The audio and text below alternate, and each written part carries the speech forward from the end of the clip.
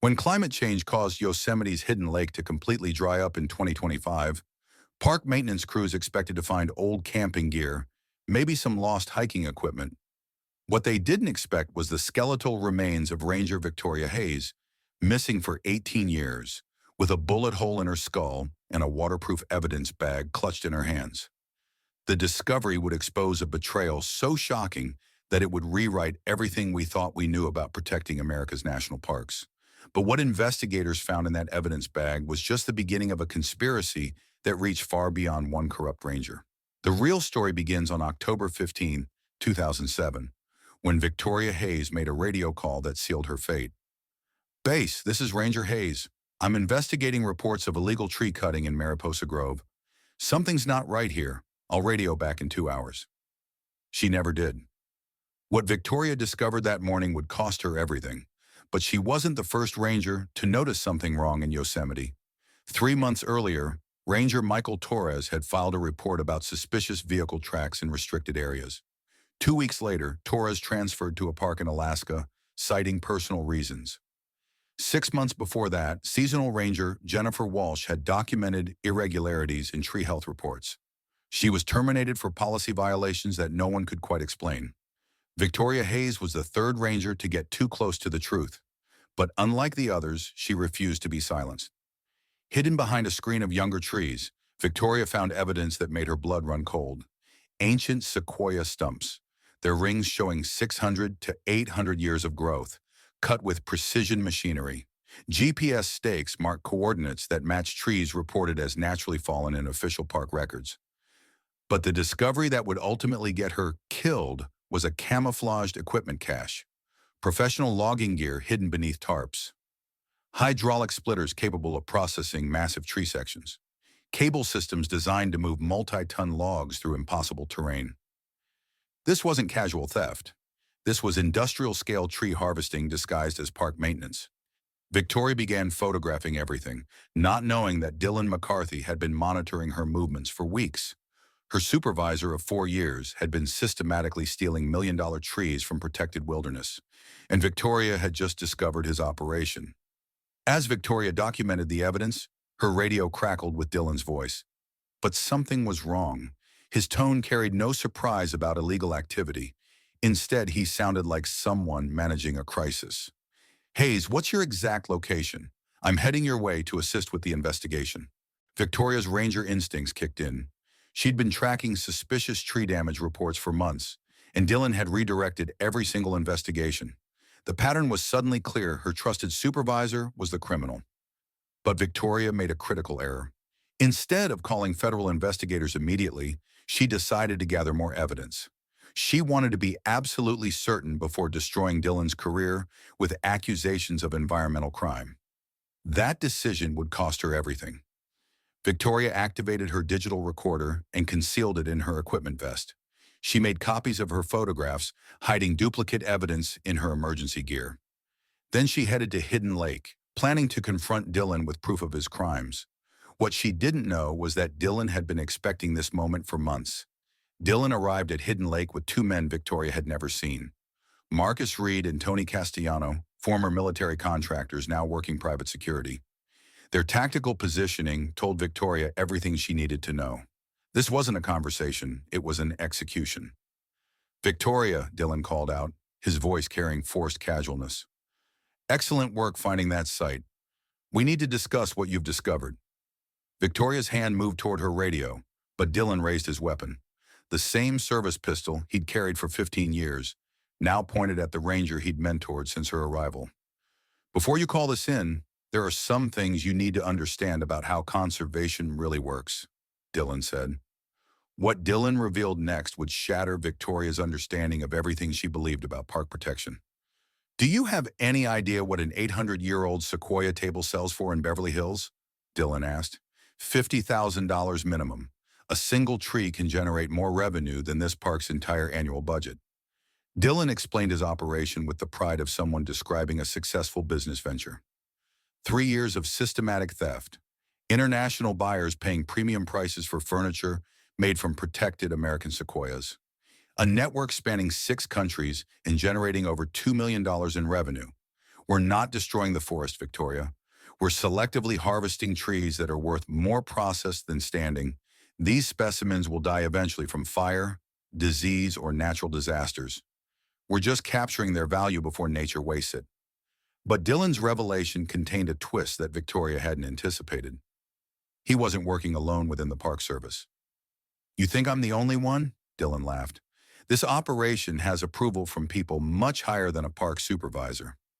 We have partners in the Forest Service, the Bureau of Land Management, even congressional staffers who understand the economic potential of America's protected forests. Victoria realized she'd stumbled onto something far more dangerous than one corrupt ranger.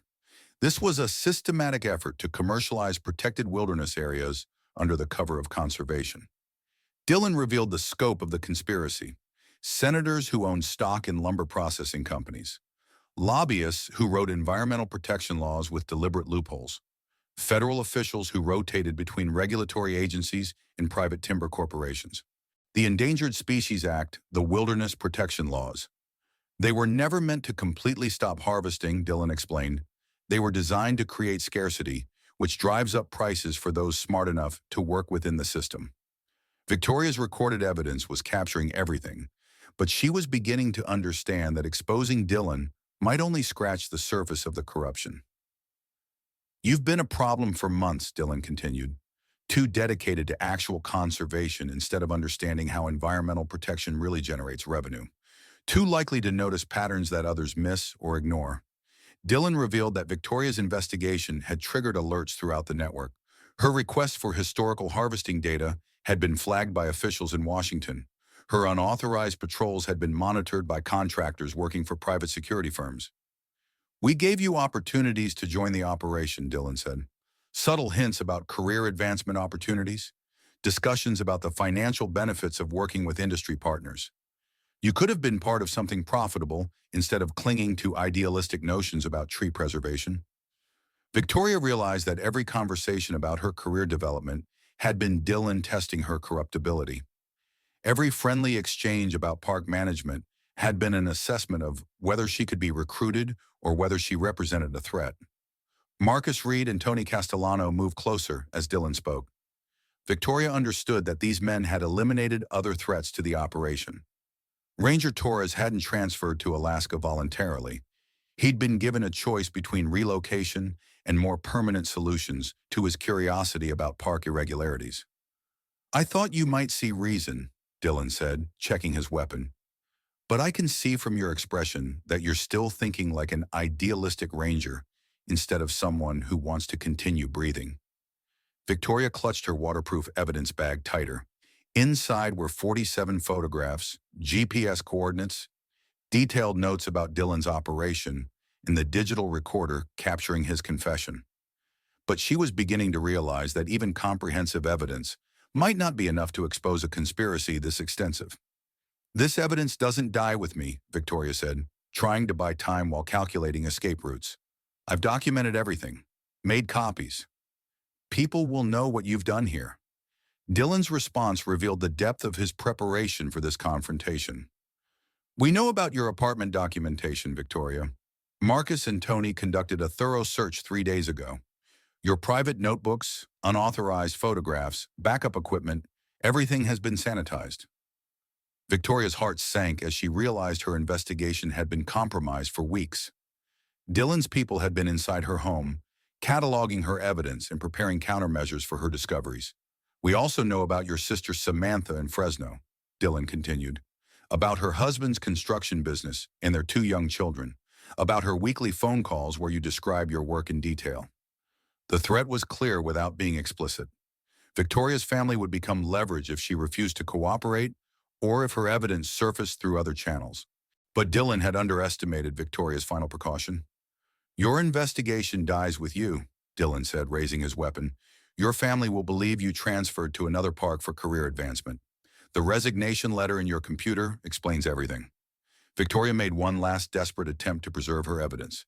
She activated the emergency beacon in her GPS device, a signal that would alert search and rescue teams to her location within hours. But hours would be too late for her. The gunshot echoed off granite walls surrounding Hidden Lake. Victoria fell at the water's edge, still gripping the evidence bag that would eventually expose Dylan's crimes. But her final act of defiance would prove more effective than she could have imagined. Victoria's emergency beacon continued transmitting from inside her equipment vest. The signal would guide searchers directly to Hidden Lake, forcing Dylan to accelerate his timeline for disposing of evidence. Marcus Reed weighted Victoria's body with climbing gear, while Tony Castellano collected shell casings and any other evidence of their presence. But they made one critical mistake. Victoria's waterproof evidence bag was designed for marine research and remained sealed even underwater. Dylan drove Victoria's truck to Glacier Point Trailhead and activated the fake resignation letter on her computer.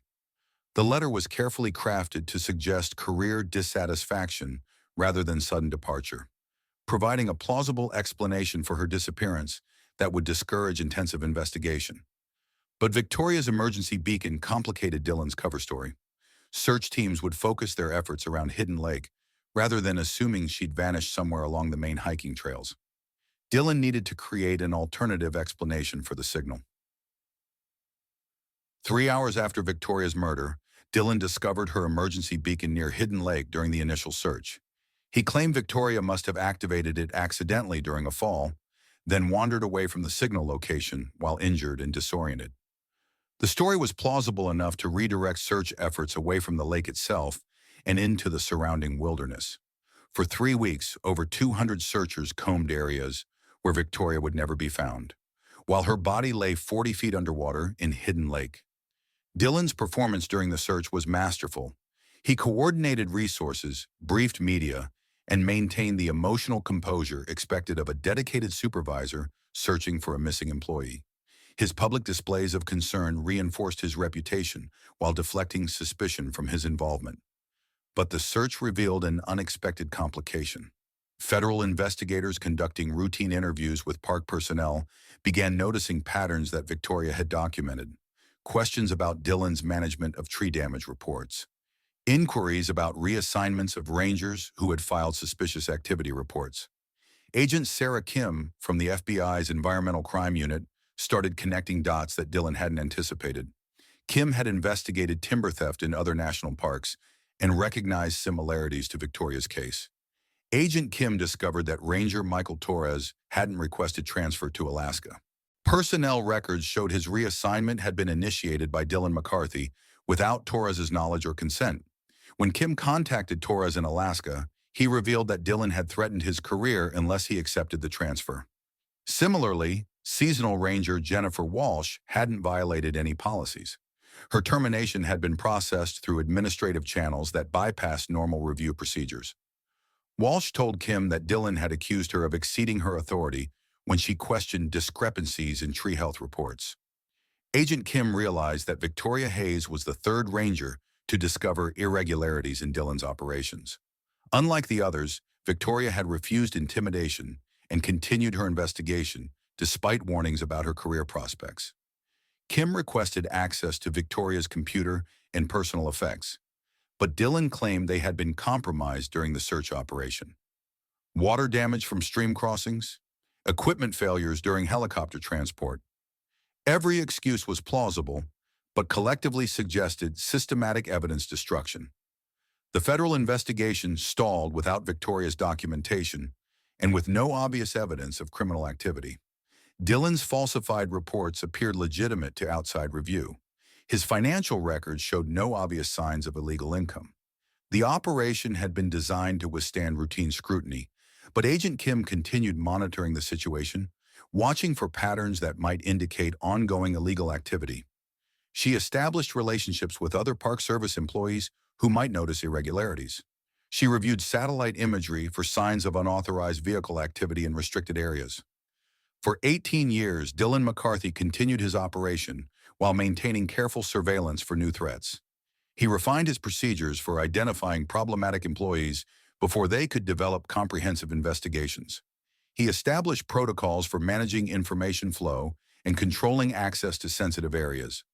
Dylan's network expanded beyond Yosemite into other national parks throughout California and Nevada. The conspiracy that had killed Victoria Hayes grew into a multi-state criminal enterprise, generating millions in revenue from protected forest resources. But climate change was about to expose everything. The 2025 drought was unprecedented in California's recorded history. Hidden Lake, maintained by snowmelt and underground springs for over a century, began dropping at alarming rates. Environmental scientists described it as a thousand-year weather event with no historical precedent. By August, Hidden Lake had lost 20 feet of depth. By September, areas underwater for decades were exposed to sunlight for the first time in living memory. The exposed lakebed revealed geological formations, archaeological artifacts, and organic material preserved by cold water and sediment. Park worker Blake Anderson was conducting equipment maintenance around the newly exposed lakebed when he spotted something unusual. The object was positioned near what had been the lake's deepest section, suggesting deliberate placement rather than accidental submersion. From a distance, it looked like camping gear, Blake later told investigators. But the color was wrong for natural debris, and it was weighted down in a way that suggested someone had tried to hide it permanently. As Blake approached, details became clear that transformed routine maintenance into a crime scene discovery. Park Service uniform fabric, still recognizable despite years underwater. Human skeletal remains, bleached white but clearly showing signs of trauma. Most significantly, a waterproof container clutched in the skeleton's hands. Blake immediately secured the area and called Park headquarters. Within hours, FBI evidence teams were establishing a perimeter around Hidden Lake, treating the discovery as a potential homicide despite the remains being underwater for nearly 2 decades. Dylan McCarthy arrived as park supervisor, responsible for coordinating with federal investigators. His public demeanor was perfectly appropriate, professional concern mixed with full cooperation with law enforcement. But privately, Dylan was calculating whether there was any way to influence the investigation or limit access to critical evidence. Dr. Patricia Chen, the forensic anthropologist called from UC Davis, made the first shocking discovery during her preliminary examination. Single gunshot wound to the skull, entry point consistent with close-range discharge of a medium-caliber weapon, Dr. Chen reported. The preservation is extraordinary. Cold water and sediment created conditions that maintain bone structure and soft tissue elements. But the real bombshell was what Victoria Hayes had clutched in her skeletal hands for 18 years underwater. The waterproof evidence bag had protected its contents from nearly 2 decades of submersion. Inside, investigators found a digital camera with 47 photographs documenting systematic illegal logging throughout Yosemite's protected groves. GPS coordinates identifying 23 locations where ancient trees had been illegally harvested.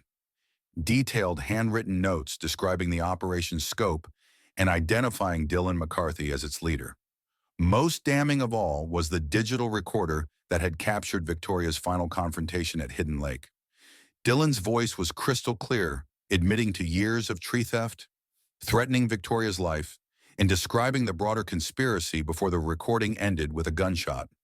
Agent Sarah Kim, now a senior investigator with the Environmental Crime Unit, took personal charge of the case. She had waited 18 years for evidence that would expose the corruption she'd suspected but couldn't prove. The audio recording provided investigators with names, locations, and operational details that opened investigations across multiple states. Dylan's recorded confession mentioned congressional staffers, federal officials, and private contractors involved in systematically commercializing protected forest resources. When FBI agents arrested Dylan McCarthy at his home in Mariposa, they found evidence confirming the scope of his criminal enterprise. Financial records showing deposits exceeding $2 million from illegal timber sales. Correspondence with buyers in 6 countries who specialized in exotic wood products. Detailed plans for expanding operations into national parks throughout the western United States. But Dylan's arrest triggered a wider investigation that exposed the full extent of the conspiracy Victoria had died trying to document. Federal agents raided offices in Washington, D.C., seizing documents that revealed systematic efforts to modify environmental protection laws. Lobbyists for timber corporations had been working with congressional staffers to create loopholes in wilderness protection statutes. Federal officials had been rotating between regulatory agencies and private companies, facilitating approval processes for questionable harvesting permits. The investigation revealed that Dylan's operation was one of dozens operating throughout America's national forest system. Protected wilderness areas in Montana, Colorado, Utah, and Oregon had been systematically harvested under cover of legitimate forest management activities. International buyers who had purchased illegal American wood faced federal charges in a coordinated investigation spanning 6 countries. Luxury hotels in Dubai, private collectors in Switzerland, furniture manufacturers in Japan all had unknowingly participated in the destruction of protected American forests. But the most shocking revelation came from Dillon's personal records, discovered during a search of his secondary residence in Nevada. Dillon had been keeping detailed files on every Park Service employee who had shown interest in environmental irregularities. The files contained personal information, family details, financial records, and threat assessments for dozens of rangers across multiple parks. Agent Kim realized that Victoria Hayes hadn't been Dillon's only victim. Rangers who had disappeared, transferred unexpectedly, or died in the suspicious accidents were documented in Dillon's files as problems requiring permanent solutions. The investigation expanded into a multi-state task force examining unexplained deaths and disappearances of Park Service employees over the past decade. Victoria's case had exposed a criminal conspiracy that extended far beyond environmental crime into systematic elimination of witnesses. Faced with overwhelming evidence, including his own recorded confession, Dillon's decades of deception finally collapsed during federal interrogation. "She was going to destroy everything," Dillon confessed, his voice breaking as he described Victoria's murder. "I'd spent 3 years building a network that generated more revenue than most corporations. Victoria was too dedicated to actual conservation. She refused every opportunity to join the operation." Dillon described luring Victoria to Hidden Lake under the pretense of discussing her discoveries. He'd hoped to convince her to accept reassignment to another park, but her recorded evidence made elimination the only option for protecting the broader conspiracy. "I never imagined that climate change would expose everything," Dillon admitted. "Hidden Lake had been stable for over a century. I thought Victoria's evidence would stay buried forever." Dillon's confession provided investigators with details about the broader network, including names of officials in Washington who had facilitated the illegal operations. His cooperation was motivated by plea bargaining, but it exposed corruption that reached into the highest levels of federal environmental agencies. The trials that followed became the largest environmental crime prosecution in federal court history. Dillon McCarthy received life in prison without parole for Victoria's murder, plus 30 years for conspiracy and environmental crimes. 12 other individuals directly involved in his operation received sentences ranging from 5 to 15 years. But the Washington, D.C. investigations resulted in even more significant prosecutions. 2 congressional staffers received federal prison sentences for accepting bribes to modify environmental legislation. 3 federal officials were convicted of corruption for facilitating illegal harvesting permits. A lobbying firm representing timber corporations was disbanded after criminal prosecution of its senior partners. The environmental impact assessment revealed staggering damage to America's protected forests. Ancient trees that had survived fires, droughts, and natural disasters for centuries had been systematically destroyed for luxury furniture and architectural elements. Some harvested specimens had been growing when the Roman Empire existed, irreplaceable biological and historical resources lost forever to criminal greed. Victoria's sister Samantha, who had spent 18 years believing her sister had abandoned the family, attended every day of Dillon's trial. Her victim impact statement captured the personal cost of environmental crime. "You didn't just kill my sister," Samantha told Dillon directly. "You stole 18 years of family gatherings, birthday celebrations, and watching her protect the wilderness she loved. You made us believe she had abandoned us when she died trying to save trees that had been growing since before America was founded." The evidence bag that Victoria had clutched for 18 years underwater revealed one final piece of evidence that investigators initially overlooked.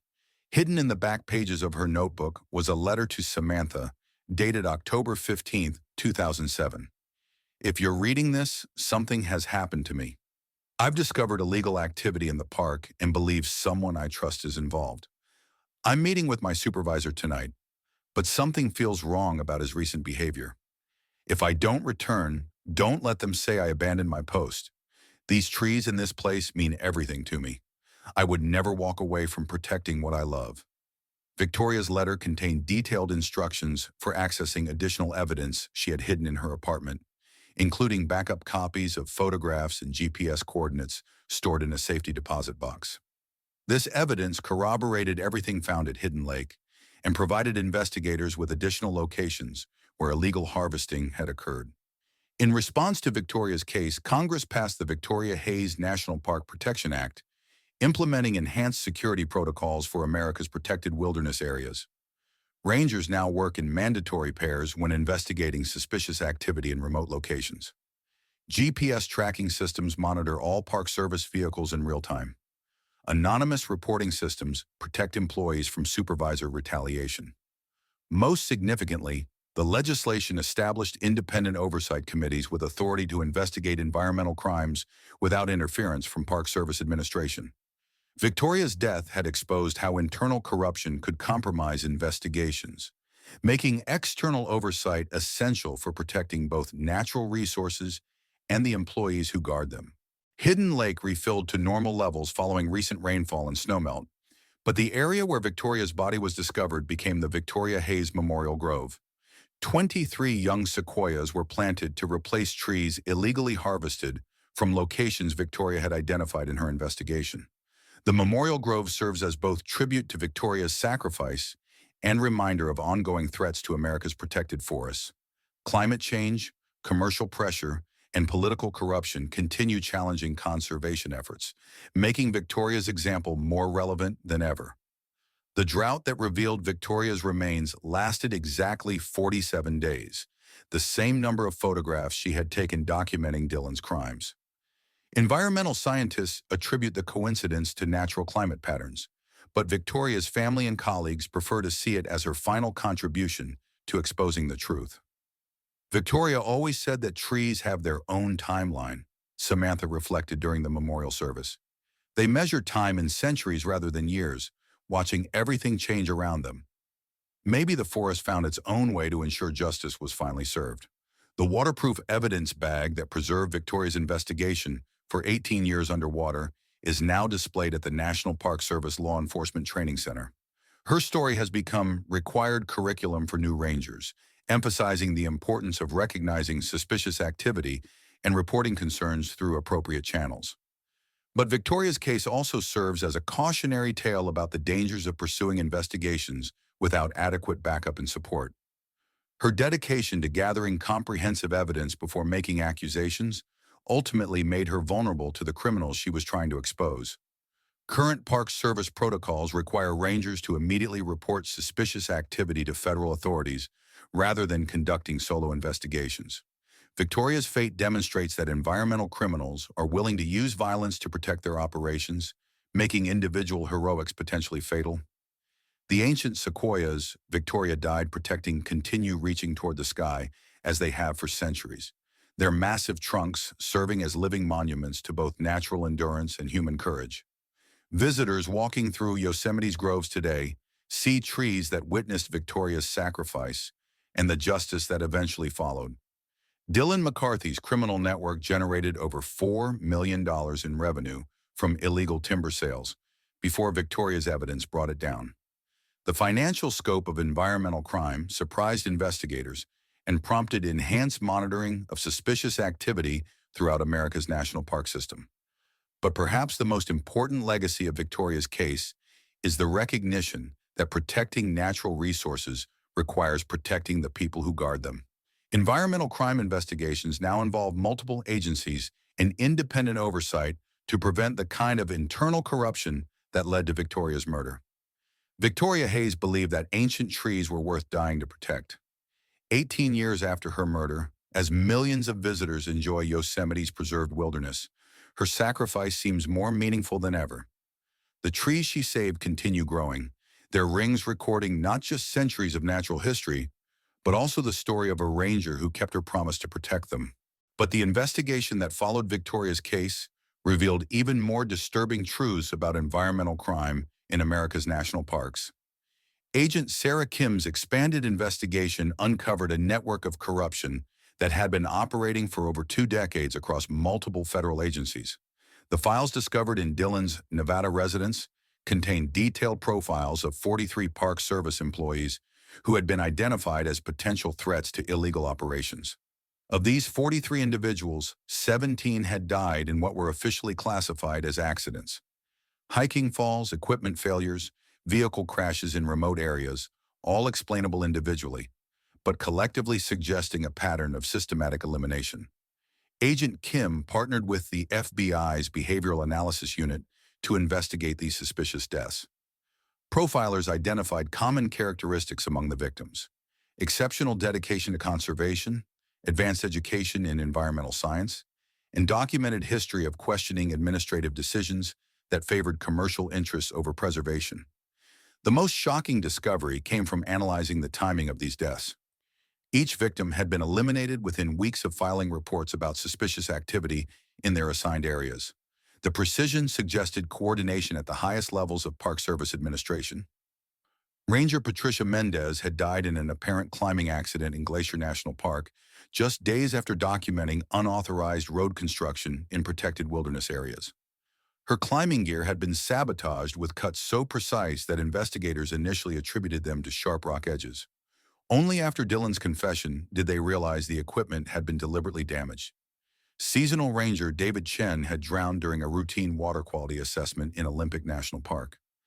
His body was found with head trauma initially attributed to underwater rocks, but forensic re-examination revealed injuries consistent with blunt force attack.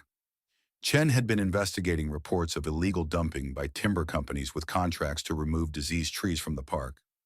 Wildlife biologist Dr. Amanda Foster had died in a single-vehicle crash on a remote park road in Yellowstone.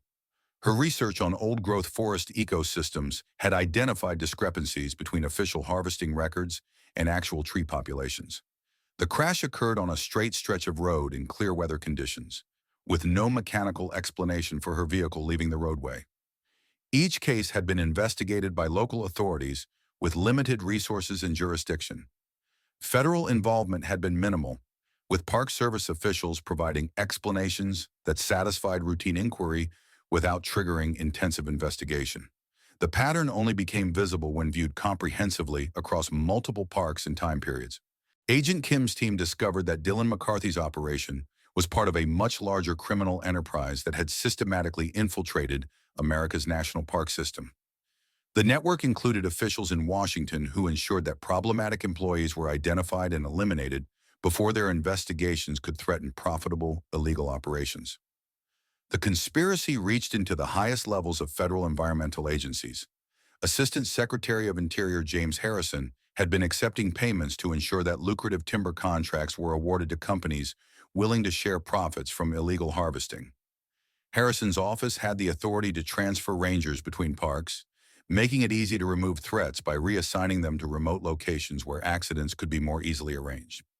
Forest Service Deputy Director Catherine Wells had been facilitating illegal operations by approving emergency harvesting permits that allowed companies to remove healthy trees under the pretense of fire prevention or disease control. Wells received a percentage of profits from every tree harvested using fraudulent permits, generating over $800,000 in personal income over 5 years. The investigation revealed that environmental protection laws had been systematically undermined by officials who were supposed to enforce them. Regulations designed to preserve America's natural heritage had been twisted into profit mechanisms for criminal enterprises operating under the cover of legitimate government agencies. But perhaps the most disturbing aspect of the conspiracy was how it had managed to operate for decades without detection. The criminals had exploited the idealistic nature of Park Service employees, knowing that dedicated rangers would investigate suspicious activity individually rather than immediately involving federal law enforcement. Victoria Hayes had been the perfect victim for their system. Her dedication to conservation made her likely to notice irregularities. Her scientific training made her want to gather comprehensive evidence before making accusations. Her trust in supervisory authority made her vulnerable to manipulation by Dylan McCarthy. The criminals had counted on these character traits to control the threat posed by honest employees. Rangers who noticed problems would investigate privately, giving the criminal network time to monitor their activities and plan elimination strategies. By the time rangers like Victoria gathered enough evidence to expose the operation, They had already been identified as threats requiring permanent solutions. Agent Kim's investigation also revealed the international scope of the illegal timber trade. American sequoia wood was particularly prized by collectors who valued its rarity and the difficulty of obtaining it legally. A single dining table made from 800-year-old sequoia could sell for over $100,000 to wealthy buyers who wanted furniture with provenance dating back centuries. The buyers weren't necessarily aware that their purchases were funding criminal enterprises. Sophisticated laundering operations made illegal timber appear legitimate by mixing it with legally harvested wood from private forests. Fraudulent documentation created paper trails that satisfied casual inspection while obscuring the true origins of protected tree specimens. Japanese buyers had purchased over $2.3 million worth of illegal American wood over 5 years, believing they were acquiring legally obtained specimens from private collectors. Swiss furniture manufacturers had unknowingly created luxury items from trees that had been growing when medieval cathedrals were built. Dubai hotels featured architectural elements made from sequoias that had witnessed the entire span of American history. The international investigation that followed Dillon's arrest resulted in diplomatic tensions as countries discovered their luxury goods markets had been penetrated by American environmental criminals. The revelation that protected natural resources were being systematically stolen and sold internationally damaged America's reputation as a leader in conservation efforts. But the investigation also revealed the resilience of the criminal network. Even after Dillon's arrest and the exposure of the broader conspiracy, Agent Kim discovered evidence that illegal operations were continuing in other national parks under different management structures. The criminals had learned from Dillon's mistakes. New operations avoided keeping detailed records. Communication was conducted through encrypted channels that were difficult for law enforcement to monitor. Most significantly, the violence that had characterized Dillon's network was replaced with more subtle methods of controlling problematic employees. Rather than murdering rangers who asked too many questions, the network began using psychological pressure, career sabotage, and financial manipulation to silence potential threats. Rangers found their promotion prospects blocked, their work assignments changed to less desirable locations, their family members subjected to IRS audits and other official harassment. These tactics were harder to detect and prosecute than outright murder, but they were equally effective at protecting illegal operations. Rangers learned to avoid asking questions about administrative irregularities, understanding that curiosity about environmental crime could destroy their careers even if it didn't cost their lives. The psychological impact on Park Service employees was devastating. Many dedicated rangers left federal employment rather than work in an environment where conservation efforts were undermined by criminal corruption. Others remained but avoided investigating suspicious activity, knowing that honesty could lead to professional retaliation. Agent Kim realized that Victoria's case had exposed only the most violent aspect of a much broader problem. Environmental crime was thriving because the people responsible for preventing it had been intimidated into silence or eliminated when intimidation failed. The solution required more than prosecuting individual criminals. The entire culture of environmental protection needed to be restructured to protect honest employees from retaliation, while ensuring that suspicious activity was promptly reported to appropriate authorities. Congress responded to Victoria's case by passing comprehensive reform legislation that established independent oversight for environmental crime investigations. The Victoria-Hayes Environmental Protection Act created new federal agencies with authority to investigate crimes within existing environmental bureaucracies. The legislation also established witness protection programs for Park Service employees who reported suspicious activity. Rangers could now report concerns to independent investigators without fear that corrupt supervisors would learn of their allegations and arrange retaliation. Most importantly, the new laws required automatic federal investigation of any unexplained death or disappearance of environmental protection employees. No longer could local authorities dismiss ranger deaths as accidents without intensive federal review to ensure that criminal activity wasn't being concealed. The reforms came too late to save Victoria Hayes, but they might prevent future rangers from facing the choice between ignoring environmental crime and risking their lives to expose it. Victoria's sacrifice had created a legal framework that protected both natural resources and the people responsible for guarding them. The memorial service for Victoria Hayes was attended by over 500 Park Service employees from across the country. Rangers who had never met Victoria personally came to honor someone who had died defending the principles they all swore to uphold. The service became a symbol of renewed commitment to environmental protection despite the personal risks involved. Samantha Hayes spoke on behalf of the family, describing Victoria's childhood fascination with ancient trees and her lifelong commitment to protecting wilderness areas. Victoria used to say that trees were America's living history books, Samantha told the gathered Rangers. She believed that protecting them was like preserving the memory of everyone who had ever walked among them. The memorial grove planted at Hidden Lake contained not just sequoias to replace trees Dillon had stolen, but also specimens from every national park where rangers had died under suspicious circumstances. Each tree represented a life lost to environmental crime and a commitment to ensuring that their deaths would not be in vain. Dylan McCarthy's sentencing hearing provided a final opportunity for the families of his victims to confront the man who had destroyed so many lives in pursuit of profit. Victoria's case had been the key that unlocked investigations into dozens of other suspicious deaths, giving closure to families who had spent years wondering what really happened to their loved ones. Patricia Mendez's husband described the financial devastation that followed his wife's death when life insurance claims were denied due to suspicious circumstances surrounding her climbing accident. "You didn't just kill my wife," he told Dillon. "You destroyed our children's future and made us question everything we believed about the work she loved."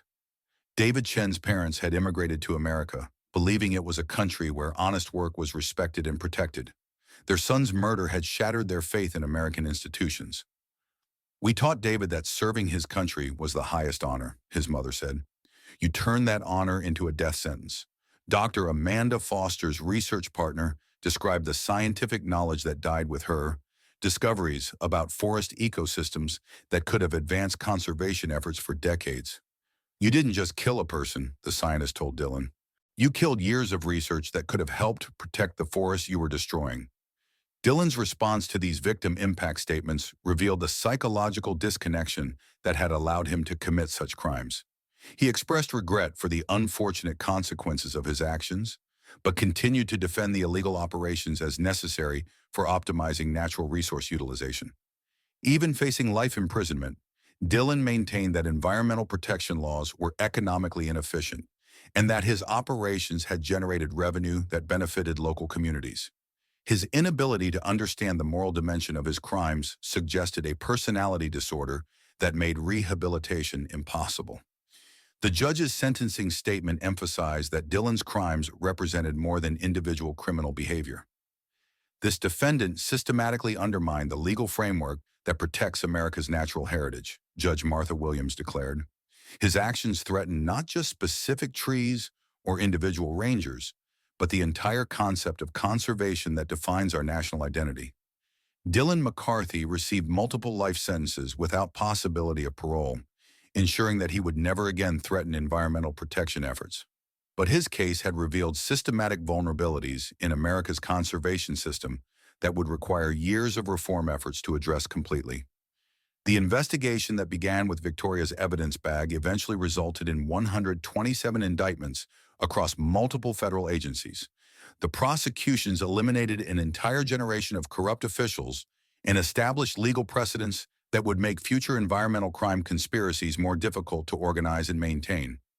But perhaps the most important legacy of Victoria's case was the cultural change it inspired within the Park Service. Rangers now understood that environmental protection required protecting each other from the criminals who would exploit natural resources for profit. The Victoria Hayes Protocol established procedures for rangers to safely report suspicious activity while protecting themselves from retaliation. Buddy systems ensured that no ranger investigated potential crimes alone. Anonymous reporting systems allowed employees to share concerns without identifying themselves to potentially corrupt supervisors. Training programs now included modules on recognizing signs of environmental crime and understanding how criminal networks operated within government agencies. Rangers learned to identify the psychological manipulation tactics that criminals use to silence honest employees or recruit them into illegal operations. Most importantly, new rangers learned Victoria's story as an example of both the risks and the importance of environmental protection work. Her sacrifice had demonstrated that some people would kill to exploit natural resources, but it had also shown that truth and justice would ultimately prevail. The ancient sequoias of Yosemite continue growing as they have for centuries, their massive trunks reaching toward the sky in groves that Victoria Hayes died protecting. Visitors who walk among these trees today see a wilderness preserved not just by laws and regulations, but by the courage of individuals willing to risk everything to defend irreplaceable natural treasures. Victoria's waterproof evidence bag, displayed at the National Park Service Training Center, serves as a reminder that environmental protection sometimes requires the ultimate sacrifice. But it also demonstrates that properly preserved evidence can survive even death to ensure that justice is eventually served.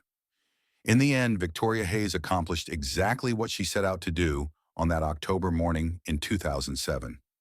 She exposed environmental crime, protected ancient forests, and ensured that future generations would inherit the wilderness treasures she loved.